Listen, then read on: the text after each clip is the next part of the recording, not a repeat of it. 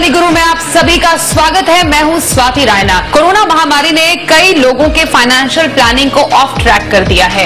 आप में से कई लोगों ने अपनी रिटायरमेंट प्लानिंग के लिए काफी सारे इन्वेस्टमेंट्स की होगी, कई लोगों ने बच्चों की शादी के लिए या फिर उनकी पढ़ाई के लिए इन्वेस्टमेंट प्लान तैयार किया होगा। लेकिन ये एक ऐसा समय आ गया जब अचानक से हर किसी को पैसों की जरूरत पड़ गई, इमरजेंसी फंड भी कम पड़ गए और इसलिए इस गोल्ड प्लानिंग को बदलकर अपनी आज की जरूरतों को पूरा करने के लिए अपनी प्लानिंग को थोड़ा बहुत हम सबको बदलना पड़ गया।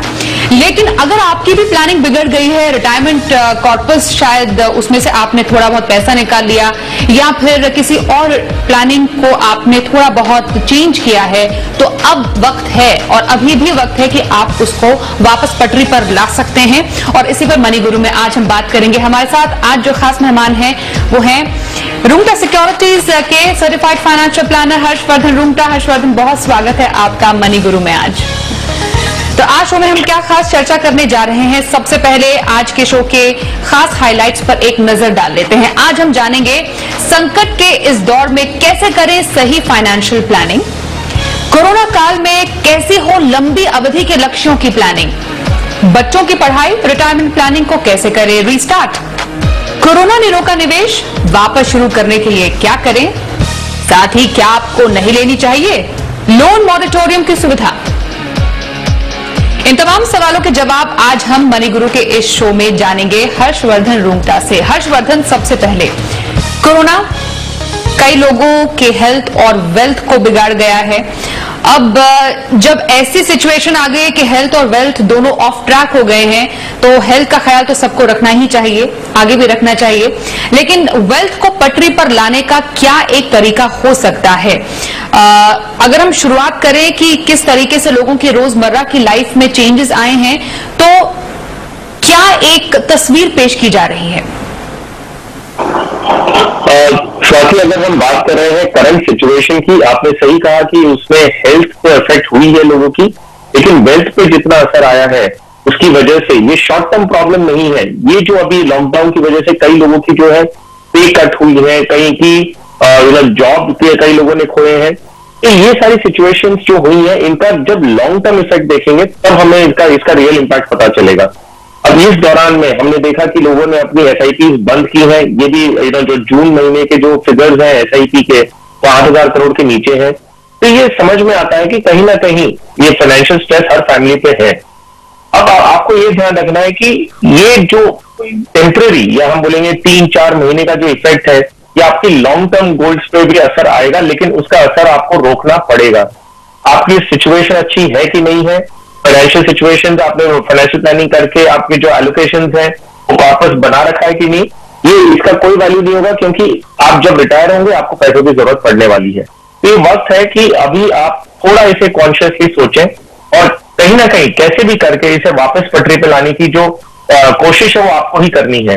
तो आपका सवाल सही था कि जो सिचुएशन में आज हम हैं, वो सिचुएशन निकलने के लिए हमें ही कुछ करना होगा और ये नहीं सोचना होगा कि आगे जाके देखेंगे, क्योंकि जब वो वक्त आ जाएगा तभी शायद थोड़ा देर हो जाए। बिल्कुल। अगर अब हम एक एक्शन प्लान आपसे समझे हर्षवर्धन, तो वो क्या हो सकता है? वो अलग अलग पॉइंट्स पे हम आपसे समझेंगे। सबसे पहले कई जो खर्चे हैं रोजमर्रा की जिंदगी के, वो कई लोगों के या तो काफी कम हो गए हैं या तो ऑलमोस्ट खत्म हो गए हैं। यहां पर मैं बात कर रही हूं, एक तो घूमना फिरना लोगों ने काफी कम कर दिया है कोरोना के चलते। उसके अलावा फिल्म्स, क्योंकि मूवी हॉल्स अभी भी बंद है, बाहर खाना खाना, ये कई ऐसे जो खर्चे हैं जो यूजुअली लोग कर लिया करते थे, उसमें काफी कमी आ गई है। तो सबसे पहले इसकी प्लानिंग कैसे हम करेंगे, ये आप बताइए। स्वाति, अगर हम बात कर रहे हैं कि कोरोना की वजह से जो इनकम लॉस हुआ है, वो तो डेफिनेटली वो एक अपनी जगह है। बिजनेस हो, प्रोफेशन हो, सैलरीड हो, कहीं ना कहीं सभी को असर आया है। लेकिन जो आपने सही बताया कि एक जो पॉजिटिव पॉइंट ये निकला कि जो हमारे खर्चे बचने के जो एक स्कोप है, वो इसी डिस्क्रिशनरी स्पेंड्स के कैटेगरी में आता है। मूवीज आउटिंग नहीं हो रही, हमारी डाइनिंग आउट नहीं हो रहे हैं, घूमने फिरने जो निकलते हुए वो नहीं हो रहा है। तो अगर आपके पास आपकी इनकम पे कई ऐसे एक छोटी सी संख्या में लोग हैं जिनकी इनकम पे कोई ज्यादा असर नहीं आया है, अगर आप उस कैटेगरी में हैं, तो ये आपके लिए गोल्डन पीरियड है कि ये जो खर्चा आपका बच रहा है आप इसे एक टॉपअप के रूप में अपने इन्वेस्टमेंट्स में जोड़ें, ताकि आगे जाके कभी भी दिक्कत कुछ आती है तो ये कम से कम ये पीरियड में जो आपके पैसे बचे हुए थे वो आपने अच्छी तरह निवेश कर दिए। कई लोग ऐसे हैं जिनकी इनकम पे असर आई है, तो आप उन कैटेगरी की बात कर लें। देखिए, इनकम पे असर आया है, इसका कोई डाउट नहीं है। आप कैसे भी अपने खर्चे भी मैनेज कर रहे हैं वो ठीक है, लेकिन कहीं ना कहीं आप दिमाग में रखिए कि आप थोड़ा थोड़ा अगर इन्वेस्टमेंट्स करते रहें, क्योंकि ये खर्चे आपके कम हुए हैं। इतना एलोकेशन आप अपने रिटायरमेंट, बच्चों की पढ़ाई या कोई भी गोल के लिए अगर आप सेट असाइड करते हैं तो उसमें आपको करना चाहिए। अगर आप नहीं करेंगे, क्योंकि कई लोगों से हम जब इंटरेक्ट करते हैं वो ये कहते हैं कि इमरजेंसी के लिए कोई और, हमें पता नहीं कोरोना कब खत्म होगा, इसका इफेक्ट कब तक खत्म होगा, तो अभी भी वो साइड लाइन में वेट कर रहे हैं, पैसे अकाउंट में रख रखे हैं और वेट कर रहे हैं। ठीक है, हालांकि कोई बुरी बात नहीं है, लेकिन कहीं ना कहीं आपको लीप ऑफ फेथ लेना होगा। और ये पीरियड में जो बचत हो रही है वो से अगर आप टॉपअप के रूप में इन्वेस्ट करते हैं तो कहीं ना कहीं आगे जाके आपको इस चीज का फायदा जरूर मिलेगा। बिल्कुल। क्या यहाँ पर जो बजट का 50-30-20 रूल होता है हर्षवर्धन, वो लोगों के काम आ सकता है बहुत आसानी से समझने के लिए? ऐसा इसलिए क्योंकि जो जरूरी खर्चे थे उनमें थोड़ा बहुत कमी आई है, और वो जो अमाउंट होता था, अगर हम उसको डिवाइड कर ले 50-30-20 में, तो 30% जो रिक्रिएशन और एंटरटेनमेंट पे कहा जाता है कि आप अपनी सैलरी का खर्च कीजिए, उस 30 में से 30 ना सही पर 20% या मे बी 15% हम जो बाकी का परसेंटेज है वो सेविंग में डाल दें, तो एक अच्छा खासा इमरजेंसी कॉर्पस भी, और जो बेपटरी हो गया है कोई भी फाइनेंशियल गोल, उसकी तरफ डाइवर्ट कर सकते हैं। जी हाँ, ये करना ही चाहिए। तो दो कैटेगरी की जो हमने बात की, अगर फर्स्ट कैटेगरी जो हमने बात की जिनकी इनकम पे कोई असर आया ही नहीं है, अगर ऐसे कोई लोग हैं जिनकी इनकम पे असर नहीं आया है, तो ये जो 30% आपका डिस्क्रिशनरी स्पेंड था वो आपको अभी मौका मिल ही नहीं रहा है खर्च करने के लिए, तो ये चीज डेफिनेटली आपको टॉपअप के रूप में करनी है। अगर हम उन लोगों की बात करें जिनको पे कट हुआ है या जॉब लॉस हुआ है, तो अगर पे कट आपका 30% या 50% पे कट है, तो फिर आपका ये जो पूरा बजट था वो तो आपके हाथ में है ही नहीं। आपको अगर 50% मिल रहा है वो आपका बेसिक लिविंग एक्सपेंसेस के लिए यूज हो रहा है, तो आपके पास वो सुविधा नहीं होती। लेकिन अगर आपका पे कट मान लीजिए 20% हुआ है और खर्च आपका जो एसेंशियल कॉस्ट है वो 50% है, तो बाकी का जितना बच रहा है आपको डेफिनेटली उसे टॉपअप करना होगा। क्योंकि अगर हम हमारे अगले पॉइंट में अगर बात करेंगे कि जो पोर्टफोलियो का जो अभी आज की तारीख में रिटर्न्स का सिचुएशन है, तो आप देखेंगे कि जो भी हमने पहले प्लान किया था, जो अजम्पशंस किए थे, उससे हम अगर शॉर्टफॉल में हैं तो उससे भी हमें कवर अप करना है। तो यस, एकदम सही आपने कहा, जो भी आज की तारीख में पैसे बच रहे हैं, आपके जो एसेंशियल खर्चों को साइड में रखते हुए जो आपके खर्चे बच रहे हैं वो आपको इन्वेस्ट करने का सोचना ही पड़ेगा। बिल्कुल। इनफैक्ट हर्षवर्धन, जिन लोगों ने जो भी प्लान्स बनाए थे, क्योंकि हमने देखा ऑलमोस्ट साल की शुरुआत में ही कोविड-19 का असर धीरे धीरे वर्ल्ड से होते हुए फिर मार्च और अप्रैल तक हमने देखा कि पूरी तरह इंडिया में देखने को मिला, लॉकडाउन हमने फेस किया। अब जिन लोगों ने प्लान्स बनाए थे बड़े बड़े, वो प्लान पटरी से उतरते चले गए। अब आपने जैसा कहा कि जो एक्सपेक्ट किया जा रहा था वैसा हुआ नहीं। यहां पर मैं एसेट एलोकेशन के थ्रू आपसे समझना चाहूंगी कि एसेट एलोकेशन की कितनी बड़ी यहां पर भूमिका रहती है किसी की फाइनेंशियल प्लानिंग में। अब जब हम देख रहे हैं कि इक्विटी लॉन्ग टर्म में सिंगल डिजिट्स में है रिटर्न के तौर पर नजर आ रहा है, डेट भी कुछ खास परफॉर्म नहीं करा है, एफडी के रेट्स लगातार गिर रही है, स्मॉल सेविंग स्कीम्स के रेट्स नहीं, लो इंटरेस्ट रेजिम हम ऑलरेडी पहुंच चुके हैं, तो होप कहां पर नजर आती है? ये डबल प्रॉब्लम जो कहते हैं ना कि एक तकलीफ से तो हम जूझ रहे थे, उससे तो सोल्यूशन मिला नहीं हमें, एक दूसरी प्रॉब्लम उसके साथ साथ आ गई। वो यही है, जैसे हमने देखा इक्विटी में हमने हमेशा से कहा है कि लॉन्ग टर्म में आपको अच्छे रिटर्न्स मिलते हैं।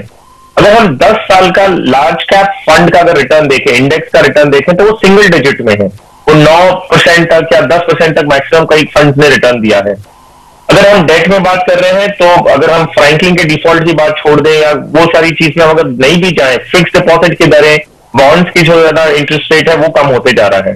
तो एसेट एलोकेशन क्या करता है इस इमरजेंसी काइंड ऑफ सिचुएशन में, वो पहले हम बात करते हैं, फिर हम एलोकेशन किस तरह से चेंज करना होगा उस पर बात करेंगे। हमने हमेशा से कहा है कि कोई भी पोर्टफोलियो जो आप क्रिएट करते हैं, आप कोई भी एक प्रोडक्ट नहीं लेते। अगर आप सारे पैसे इक्विटी में जमा किए होते तो लास्ट 4 महीनों में जब मार्केट गिरा था पहले 40% और फिर बढ़ा, अगर उस समय आपको कोई भी पैसों की जरूरत पड़ती, मार्केट इक्विटी मार्केट से आप पैसे निकाल ही नहीं पा रहे थे। अगर आप डेट की तरफ बात करते हैं कि सारे पैसे अगर आपके डेट में थे, तो डेट ऑफकोर्स उसका इंटरेस्ट रेट इतना घटते जा रहा है कि आप इन्फ्लेशन को ही बीट नहीं करते हैं। तो दोनों सिचुएशंस ऐसी होती हैं कि आपको अपना जब पोर्टफोलियो बनाए, थोड़ा इक्विटी में रखें, थोड़ा डेट में रखें, थोड़ा कमोडिटीज गोल्ड हो गया, थोड़ा इमरजेंसी फंड के रूप में आप लिक्विड फंड या एफडी कर सकते हैं। तो ये सारी चीजें आपको एक पोर्टफोलियो बना के चलनी होगी ऐसी सिचुएशंस के लिए। कई इन्वेस्टर्स हम जानते हैं जो इमरजेंसी फंड की तैयारी नहीं कर रखे थे, तो ये एक अच्छा सबक है, एक अच्छा मौका है समझने के लिए कि तब क्यों हमें 3 या 4 महीनों का खर्चा कम से कम आपको इमरजेंसी फंड के रूप में रखना होगा। अब अगर हम बात करते हैं एसेट एलोकेशन के इंपॉर्टेंस की, क्योंकि एसेट्स ने परफॉर्म नहीं किया है, अब आगे जाते हुए हम क्या करें। तो पहले जब हमने फाइनेंशियल प्लानिंग की बात करते हैं, हम शुरू किए थे ये कहते हुए कि इक्विटी से हमें 12 से 15% आसपास का रिटर्न लॉन्ग टर्म में मिलेगा। उस हिसाब से आप बैकवर्ड कैलकुलेशन कर लीजिए कि भाई आज आपको कितने रुपए जमा करने हैं ताकि आपका टारगेट मीट हो जाएगा। लेकिन ये चीज सच नहीं हुई है। पिछले 10 साल के रिटर्न से हम देखते हैं 9 से 10% के आसपास मैक्सिमम रिटर्न है। तो जब आपने 12 से 15% की प्लानिंग की, तो किस तरह से आप अपना टारगेट मैच करेंगे? और 10 साल अगर लॉन्ग टर्म नहीं है तो और क्या लॉन्ग टर्म है? तो अब ये सवाल फिर से उठने लग गया कि हमें अपना जो इन्वेस्टमेंट का अमाउंट है वो हमें बढ़ाना होगा, ताकि आगे जाते हुए जितना हमने अज्यूम किया था वो रेट नहीं मिला तो भी हमें टारगेट मीट करना है। डेट की तरफ हम देखें, डेट का भी यही हाल रहा है कि अगर हम एक अनुमान लगाते हैं कि लगभग हमें डेट से करीबन 7% आसपास रिटर्न में मिले, वो भी थोड़ा जाते हुए मुश्किल लग रहा है। ठीक है, अभी इंटरेस्ट रेट घटे हैं तो एक बार का आपको ज्यादा अच्छा रिटर्न मिल रहा है, आपको 15% रिटर्न भी कई डेट फंड्स में दिख रहे हैं, लेकिन वो लॉन्ग टर्म में सस्टेनेबल नहीं है। दोनों सिचुएशंस में एक पॉइंट एकदम सिंपल है कि हमें ज्यादा पैसे जमा करने होंगे अगर हमें अपना टारगेट मीट करना है। अगर ज्यादा पैसे जमा नहीं करने हैं तो कम पैसों को ज्यादा मेहनत करवानी है ताकि हमारा टारगेट मीट करे। और वो आज की तारीख में भी एक ही जगह पोटेंशियल है, मैं नहीं कह रहा हूं मिलेगा, लेकिन अगर मिलने की उम्मीद बनती है तो वो सिर्फ इक्विटीज है। डेट में आपने पैसे लगा दिया, आपको मालूम है कि 7-8% से ज्यादा मिलने ही नहीं वाला। इक्विटी में कम से कम उम्मीद रहती है कि हमने कम पैसे लगाए, मार्केट अच्छा किया और सही टाइमिंग अगर रही तो हमें डबल फिगर रिटर्न्स मिल सकते हैं।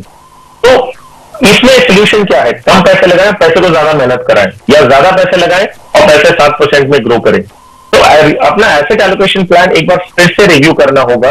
और अगर आप पहले 60-40 रेशियो बना रहे थे कि 60% इक्विटी 40 डेट, तो आप वो शायद चेंज करके आपको 70 या 80% इक्विटी करना होगा और डेट में कम करना होगा, तभी जाके आप अपना टारगेट मीट कर पाएंगे। ओके, तो बेसिकली इक्विटी ही सही चॉइस है इस टाइम पर। मुझे एक बात बताइए, मैं जरा कुछ गोल स्पेसिफिक आपसे अब डिस्कस करना चाहती हूँ हर्षवर्धन।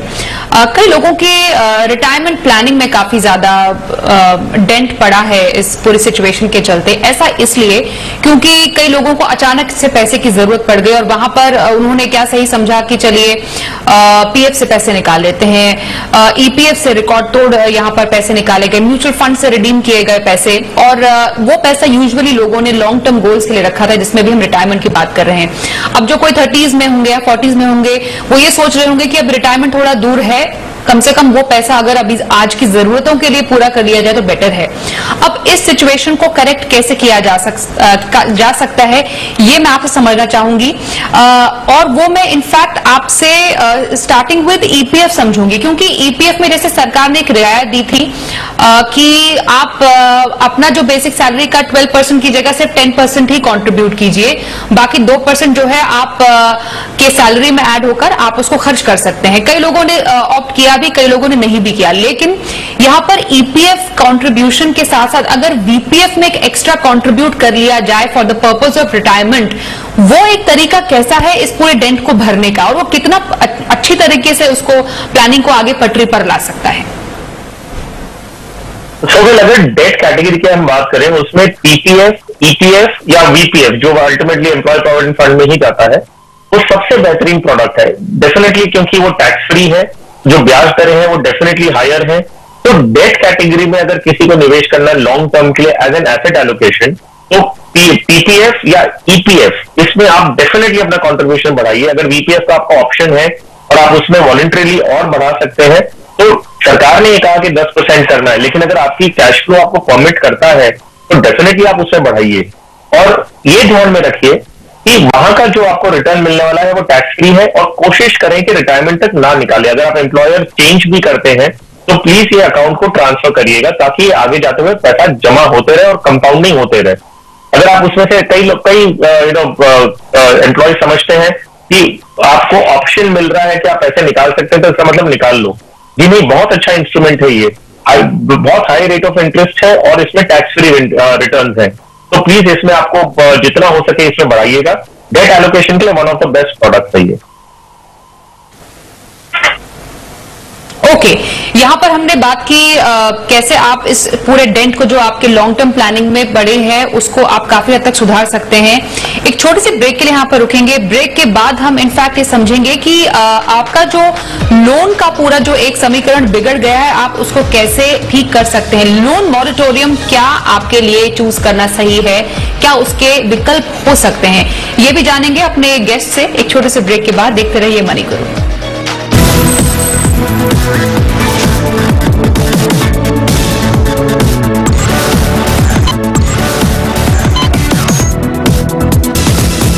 अगर आपकी फाइनेंशियल प्लानिंग पटरी से उतर गई है कोरोना की वजह से, तो कैसे आप उसको पटरी पर वापस ला सकते हैं, इस पर आज हम चर्चा कर रहे हैं। हमारे साथ है हर्षवर्धन रुंगटा। हर्षवर्धन, जब लोगों पर बहुत ज्यादा प्रेशर आ गया तब सरकार ने कई स्टेप्स लिए, और उसमें एक जो सरकार की तरफ से स्टेप लिया गया वो था लोन मॉरेटोरियम।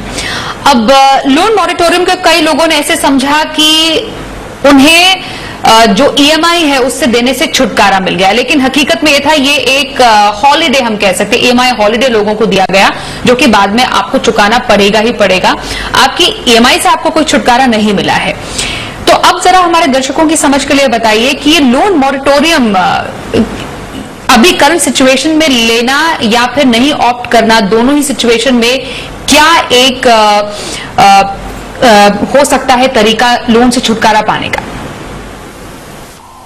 तो साथी आपने सही कहा कि लोन का जो मॉनिटोरियम दिया गया था वो सिर्फ एक सहूलियत थी, ये कहते हुए कि ठीक है अभी आपकी जो कैश फ्लोज है वो थोड़ा आपको डिस्टर्ब हुआ है और आप अभी अगर पैसे नहीं दे सकते तो आपको एक हॉलिडे दिया जा रहा है कि अगर 3 महीने या 6 महीने जो भी आप मॉनिटोरियम पीरियड है उसमें आपको ईएमआई देने की जरूरत नहीं है अगर आप नहीं देना चाहें तो। इसका इम्पैक्ट इतना ही था कि आपका जो सिबिल रिकॉर्ड है, जो आपका जो सिबिल स्कोर है उस पर उसका असर नहीं आएगा।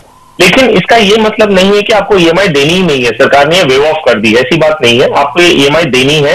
इनफैक्ट आप जो मॉनिटोरियम ले रहे हैं इसमें जो इंटरेस्ट ड्यू होगा, क्योंकि आपने टाइम पे नहीं दिया है तो इसका इंटरेस्ट भी जुड़ेगा और वो आपको ही देना है। तो अगर आपके पास कैश फ्लोज है तो मॉनिटोरियम के लिए ऑप्ट ना करें। इनफैक्ट हमने लोगों से ये भी कहा है कि अगर आपका एसआईपी एक बार आपको बंद करना है, क्योंकि देखिए इनकम कम हुई है तो कैश फ्लो जितना है उतना ही है, मतलब उसमें कुछ नहीं कर सकते आप, तो आप एसआईपी चाहिए तो बंद करिए, लेकिन ईएमआई का मॉनिटोरियम मत लीजिए, ईएमआई भरते रहिए, क्योंकि अगर आप उसे डिफर कर रहे हैं तो ब्याज आपको देना है। और इनफैक्ट आपका जो लोन टेन्योर है, अगर आपने 3 महीने का अगर मॉनिटोरियम लिया है तो आपकी जो एंड में पूरा लोन टेन्योर है वो सिर्फ 3 महीने से नहीं बढ़ता, वो उसका इंटरेस्ट जोड़ते हुए वो करीबन 5 या 7 महीने तक बढ़ जाएगा। तो इनफैक्ट मेरी सलाह यही है कि अगर कोई कारण से आपकी एसआईपी चल रही है और आपको ऐसा लग रहा है कि मुझे एसआईपी कंटिन्यू करूं और ईएमआई बंद करूं, वैसा ना करें। एसआईपी चाहिए तो बंद करिए, इन्वेस्टमेंट चाहिए तो एक बार के लिए होल्ड करिए, लेकिन ईएमआई अपनी टाइम पे देते रहिए, क्योंकि जो ब्याज है वो ब्याज पे ब्याज चढ़ते हुए एंड में आप पे बहुत ज्यादा भारी पड़ेगा। एक दर्शक हमसे सवाल पूछ रहे फेसबुक पर, हर्षवर्धन बिप्रा दे, ये कह रहे हैं कि कई लोग हैं जिन्होंने अपने ईपीएफ से अमाउंट निकाल के इक्विटी में लॉन्ग टर्म के लिए इन्वेस्ट किया, क्या ये एक सही तरीका है? जी नहीं, मैं नहीं रेकमेंड करूंगा इस तरह की कोई भी चीज है। इनफैक्ट हमने कई लोगों से इंटरेक्ट करके ये भी सुना कि वो लोन लेके इक्विटी में इन्वेस्ट कर रहे हैं या आप ईपीएफ से निकाल के इक्विटी में निवेश कर रहे हैं मार्केट को देखते हुए। अगर आपने अपने एसेट एलोकेशन का जो स्टेटस है उसे अगर रीबैलेंस करने के लिए किया है तो फिर भी समझ में आता है कि इक्विटी गिर गई है और आपका डेट के उसका एलोकेशन बढ़ गया तो आप डेट में से निकाल के इक्विटी में निवेश कर रहे हैं। अगर purely rebalancing point of view से कर रहे हैं तब ठीक है, लेकिन कई लोगों ने ये चीज की कि ईपीएफ में से निकालने का मौका मिल रहा था, क्यों ना निकाले, मार्केट गिरा हुआ है तो मार्केट में निवेश करें। ये चीज नहीं करनी चाहिए। तो या तो लोन लेके, आपका कोई पर्सनल लोन लेके उन्होंने इक्विटी मार्केट में निवेश किया, ये सारी तरीके नहीं होते। इन्वेस्टमेंट्स आपका एक बिजनेस नहीं है, तो उसे उसमें इतना मत सोचिए कि मैं उसे कैसे सबसे मैक्सिमम निकाल सकूं। ये सिंपल है, इन्वेस्टमेंट एक एक्टिविटी है जो आप करते हैं, जो साथ साथ में चलनी चाहिए और आपके लक्ष्य को पूरा करना चाहिए। इसमें ये लोन लेके या ईपीएफ से निकाल के मार्केट टाइम करने की कोशिश करें, ये तरीका ठीक नहीं है। लेकिन जैसे मैंने कहा, अगर रीबैलेंसिंग पॉइंट ऑफ व्यू से कर रहे हैं तो कोई हर्ज नहीं है। ओके, अब जैसे कई दर्शक हमसे पूछ रहे हैं कि अगर मानिए लॉन्ग टर्म, आपने कहा कि इक्विटी में इस वक्त इन्वेस्ट करना एक सही तरीका है अगर किसी को मार्केट के उतार चढ़ाव से भी अगर बचना है और अपने लॉन्ग टर्म गोल्स को इंटैक्ट रखना है, तो उसके लिए क्या इंडेक्स फंड्स एक सही तरीका है इन्वेस्ट करने का? तो इंडेक्स फंड एक्चुअली हमने हमेशा से कहा है कि एक इन्वेस्टर के पोर्टफोलियो में होना ही चाहिए। आप परसेंटेज कितना करते हैं, मान लीजिए कोई एक निवेशक होगा, वो इक्विटी का जो एलोकेशन है उसका 25% वो इंडेक्स फंड में लगाते हैं, बाकी एक्टिवली मैनेज फंड में लगा सकते हैं। कोई इंसान ऐसा होगा जो कहेगा कि मुझे 50% इंडेक्स फंड में रखना है, कोई 10% रखेगा। तो रेशियो कितना आपके पोर्टफोलियो का होता है वो इंडिविजुअल पे डिपेंड करता है। लेकिन इंडेक्स फंड एक बहुत ही बेहतरीन तरीका है मार्केट में इन्वेस्ट करने का। एक चीज समझिए, एक्टिवली मैनेज फंड जो होते हैं उनके सबके साइकिल्स आते हैं। एक वक्त था जब एचडीएफसी की कई स्कीम्स की जो बहुत अच्छा मार्केट में परफॉर्म कर रही थी। अभी हम देखें पिछले कई सालों से उसमें बहुत ही निराशाजनक रिटर्न्स रहे हैं। एक्सिस म्यूचुअल फंड आज की तारीख में बहुत अच्छा परफॉर्म कर रहा है। अब क्या पता आगे जाते हुए एचडीएफसी जैसा हाल एक्सिस का भी हो जाए। तो एक्टिवली मैनेज फंड्स में हमेशा ये दुविधा रहेगी कौन सा साइकिल अच्छा है, कब आप निवेश करें, कब वो अचानक वो शाइन करना बंद कर दे। तो इंडेक्स फंड आपको वो कम से कम ह्यूमन बायस से अलग रखता है और आपको मालूम है कि यहाँ पे आपको एक जो भी इंडेक्स का रिटर्न है वो आपको मिलते रहेगा। फंड मैनेजर के स्टॉक सिलेक्शन से डिपेंडेंट नहीं होता। तो यस, लॉन्ग टर्म के लिए अगर जो मार्केट्स में ज्यादा ध्यान नहीं देना चाहते, नहीं देखना चाहते कौन सा फंड अच्छा कर रहा है, बुरा कर रहा है एक्सेट्रा, तो सीधा इंडेक्स फंड में पैसे लगा दें, जो आपको इंडेक्स का रिटर्न होगा वो आपको मिल जाएगा। तो this is one of the most simplest ways कि जिसमें कोई इन्वेस्टर अपना पोर्टफोलियो बनाना शुरू कर सकता है। अब इनफैक्ट एक दर्शक हमसे ये पूछ रहे हैं कि क्या अभी रियल एस्टेट में इन्वेस्टमेंट सही है? हमने देखा है कि रियल एस्टेट में प्रॉपर्टीज के दाम बेतहाशा गिरे हैं। अब शायद कई जो लोग हैं वो इसको एक अपॉर्चुनिटी माने और सोचे कि ये कम दामों में घर खरीदने का या उसमें इन्वेस्ट करने का सही मौका हो सकता है। कल को हो सकता है कि दाम बढ़ जाए और तब उनके लिए एक प्रॉफिट हो जाए। लेकिन क्या ये एक सही स्ट्रैटेजी रहेगी इस टाइम पर? देखिए, रियल एस्टेट एक अपने आप में एक प्रोडक्ट है जिसको बहुत अच्छी तरह समझना होगा आपको। वो एक रेगुलर इन्वेस्टमेंट की कैटेगरी में हम उसको नहीं लाते हैं। क्यों नहीं लाते हैं मैं आपको बताता हूं। पहली चीज है कि जो रियल एस्टेट के दाम है वो बहुत आज की तारीख में कम हुए हुए हैं। और अगर आप अपना पहला घर या ऐसा कोई घर लेना चाहते हैं जिसमें आप खुद रहना चाहते हैं, तो ये बहुत अच्छा समय है कि आप जाके नेगोशिएट करें और आपको एक अच्छी डील मिल सकती है। लेकिन अगर आप एक प्योरली इन्वेस्टमेंट के रूप में देख रहे हैं कि भाई मुझे इन्वेस्ट करना है और आगे जाते हुए अगर बढ़ गया भाव तो मुझे उसे बेचना है, इट्स अ प्योर इन्वेस्टमेंट। अगर इन्वेस्टमेंट के लिहाज से देख रहे हैं तो कई चीजों का आपको ध्यान रखना है। पहली बात, रियल एस्टेट की जो टिकट साइज है, अगर आपके पास एक मान लीजिए कि एक प्रॉपर्टी आप लेते हैं, उसकी टिकट साइज ही मिनिमम 30, 40, 50 लाख है, मेट्रोज में जाएंगे तो 1 करोड़ के आसपास होती है। तो इतना पैसा जब आप कोई भी एक एसेट में लगाते हैं तो आपके पास क्या इतनी लिक्विडिटी है कि आप दूसरी एसेट्स में भी लगा सकें, मतलब आप फाइनेंशियल एसेट्स बना सकें, आप गोल्ड में कर सकें, इतना क्या प्योर लिबर्टी बनता है? अगर नहीं है तो फिर कोई मतलब नहीं है कि आप कोई भी एक एसेट में इतना पैसा लगा दें। दूसरा, लिक्विडिटी की जो हम बात करते हैं, रियल एस्टेट में लिक्विडिटी बहुत धीरे मिलती है। ऐसा नहीं कि आप जिस दिन बेचना चाहो अगले दिन बिक जाएगी। आपको रिडीम करना है म्यूचुअल फंड से, आपको आप बटन दबाना है तो 5 दिन में पैसे आ जाएंगे। रियल एस्टेट में वैसा नहीं होता। एक कॉस्ट ऑफ मैनेजमेंट की बात करें कि जब आप एक रियल एस्टेट लेते हैं उसे मैनेज करने का एक आपको हर साल का कॉस्ट देना है, उसके टैक्सेस है, मेंटेनेंस है, तो ये सारे कॉस्ट हैं जो आपको फाइनेंशियल एसेट्स में नहीं लगते। तो टैक्सेबिलिटी, रिटर्न, लिक्विडिटी, अगर हम इन सब चीजों के बारे में बात करें तो रियल एस्टेट को हम एक्चुअली कंपेयर नहीं करना चाहिए from any other investment product. लेकिन अगर आप अपने खुद के लिए खरीदना चाहते हैं रहने के हिसाब से, तो ये बहुत अच्छा मौका है। इन्वेंट्रीज, अनसोल्ड इन्वेंट्रीज बहुत ज्यादा हाई है। डेवलपर्स जो है वो स्ट्रेस में है। तो अगर कोई प्रोजेक्ट कंप्लीटेड है और आपके पास हाथ में पैसे रेडी हैं, तो आप टेबल पे डेवलपर या कोई भी सेलर के साथ बैठे और अगर आप 20 या 30% डिस्काउंट कोट करते हैं तो ऐसा नहीं है कि वो बुरा मानेगा, वो शायद नहीं बेचे आपको, लेकिन आज की तारीख में इट्स अ बायर्स मार्केट, पैसे हाथ में है, आप जाके बेहिचक आप नेगोशिएट करिए। लेकिन इन्वेस्टमेंट पॉइंट ऑफ व्यू से मेरी सलाह रहेगी कि दूसरे बेटर प्रोडक्ट्स रहेंगे, considering all the other aspects, liquidity, taxability, returns, cost of ownership, all those things. और बिल्कुल अंत में हर्षवर्धन, और मैं बहुत ही आपसे एक सिंगल पॉइंट आंसर चाहती हूं, अगर किसी को बहुत ज्यादा इमरजेंसी में हो तो और कोई तरीका नहीं बचा, अब बच्चे की पढ़ाई, बच्चे की शादी, यहाँ पे रिटायरमेंट गोल में से किसी एक गोल को गोल से पैसे निकालने पड़ जाएं इमरजेंसी सिचुएशन के लिए, तो वो कौन सा गोल आपके लिए होगा कि इस गोल को हम फिलहाल टाल सकते हैं? वो एक मात्र है, वो है रिटायरमेंट। क्योंकि बच्चों की पढ़ाई की अगर हम बात करें, शादी की नहीं, बच्चों की पढ़ाई की अगर हम बात करें तो उसमें कोई कॉम्प्रोमाइज नहीं हो सकता। आप अपनी स्कूल की या कॉलेज की जो फीस भरनी होती है, आप उनसे नहीं कह सकते कि मैं अभी नहीं 2 साल बाद भरूंगा। तो बच्चों की पढ़ाई, एक्चुअली एजुकेशन ऐसी चीज है जो एक माँ बाप अपने बच्चों को दे सकते हैं, तो कम से कम वो चीज में कभी भी आप कोई कॉम्प्रोमाइज ना करें। रिटायरमेंट ऐसी चीज है कि आपको एक साथ पैसों की शायद जरूरत ना पड़े, आप रिटायरमेंट 1 आध साल आगे पीछे कर सके। तो डेफिनेटली अगर इतनी इमरजेंसी और पैसे निकालने ही है तो रिटायरमेंट कॉम्प्रोमाइज कर सकते हैं, लेकिन बच्चों की पढ़ाई को डेफिनेटली नहीं कर सकते। जी बिल्कुल, बहुत शुक्रिया हर्षवर्धन हमारे साथ मनी गुरु में आज शामिल होने के लिए। ऐसी चर्चा हम मनी गुरु में लगातार करते रहेंगे, क्योंकि एक ऐसा समय जिसका अंत किसी को नहीं पता कि कब इस स्थिति से हम बाहर निकलेंगे, लेकिन इस टाइम पर मनी मैनेजमेंट आप सभी के लिए बहुत जरूरी है। तो स्टेज अलग अलग स्टेजेस पर आप कैसे अपने पैसों की दिक्कतों को मैनेज कर सकते हैं, वो मनी गुरु में लगातार हम आपको अलग अलग एपिसोड्स के जरिए बताते रहेंगे। फिलहाल आज के लिए शो में बस इतना ही। एक छोटे से ब्रेक के लिए यहाँ पर रुकेंगे, खबरों का सिलसिला जारी रहेगा, देखते रहिए जी बिजनेस।